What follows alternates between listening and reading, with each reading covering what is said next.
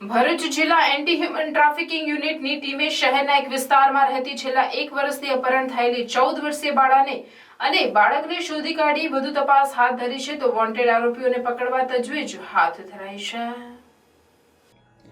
ભરૂચ જિલ્લા anti human trafficking યુનિટના charter મુજબની કામગીરી કરવા તેમજ અપહરણ થયેલ બાળકોને શોધી કાઢવા એન્ટી હ્યુમન ટ્રાફિકિંગ યુનિટ ભરૂચના પીઆઈ એનઆર ચૌધરીના માર્ગદર્શન હેઠળ અલગ અલગ ટીમો બનાવી ગુનામાં સંડોવાયેલા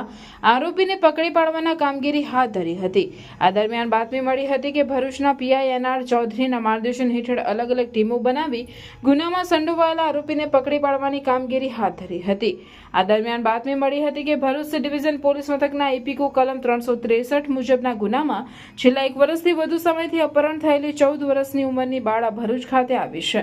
અને હાલ શાંતિનગરમાં હાજર છે। જે બાતમીના આધારે એન્ટી હ્યુમન ટ્રાફિકિંગ યુનિટની ટીમે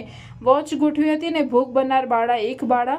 અને એક બાળક સાથે મળી આવી હતી, જેની પૂછપરછ કરતા તેને મધ્યપ્રદેશના નાની ધામણી ગામનો આરોપી દિલીપભાઈ કૌશિનભાઈ ભાભોર 1 વર્ષ પહેલા ભગાડીને તેના વતન લઈ જઈ ઘરમાં પૂરી રાખતો હોવાનું જણાવતા પોલીસે ભોગ બનનાર બાળા અને બાળકીને સી ડિવિઝન પોલીસને સોંપી વોન્ટેડ આરોપીને ઝડપી પાડવાની કવાયત હાથ ધરી છે।